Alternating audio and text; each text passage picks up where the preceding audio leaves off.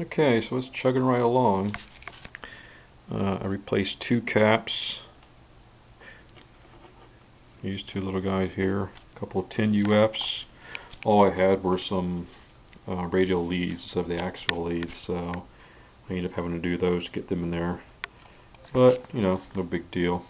I'll tell you what, it is a big deal though. You have to be uber careful when you're working on that PC board. I think there's 3 wires coming out of that coil, probably like regular coil, a tickler coil, or something like that. But anyway, um, the output of this cap is how that coil is connected. So there's a very small pad that one of the wires from that coil goes to, and one of the ends of that cap goes to, and that wire will lift off that tab really easy, and it's hair fine, very hard to see.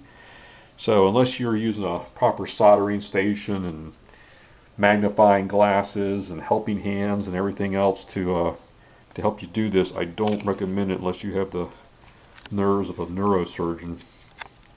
It's really tight.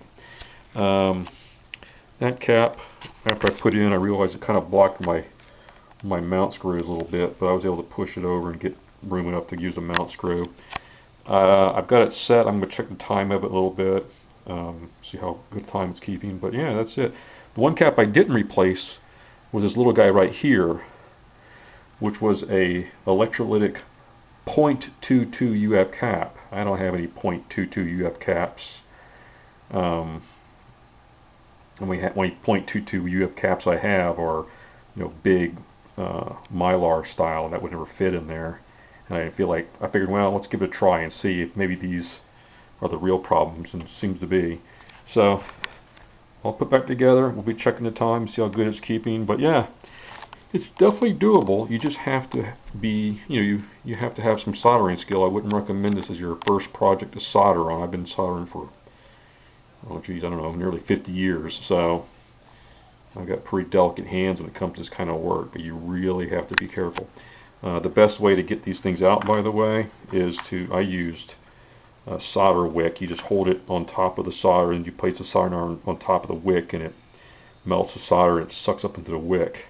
Because again, you don't want to stress that PC board. And even doing that, I had a little bit of one of the little pads lifted, so I just used one of the wires from the cap to finish to fix the PC board. But yeah, you have to be really careful. The wick works really good. I tried my solder sucker, but it was just too hard to really get in there and keep everything steady.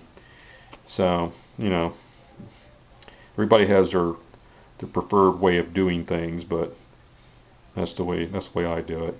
So I'm just gonna, like I said, I'm just gonna let it run here, and I did check it. Current. I'm going to show that. So I am pulling about 9 milliamps for anybody who wants to know that. And if that means anything, I decided to go ahead and check that.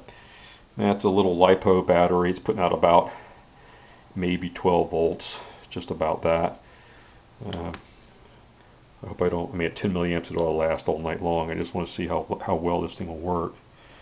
One of the things you want to do is make sure it still works when you turn it into the actual position or run in. Makes more of a click sound now, but still moving. And the important thing is that little wheel there, that little cog still moves.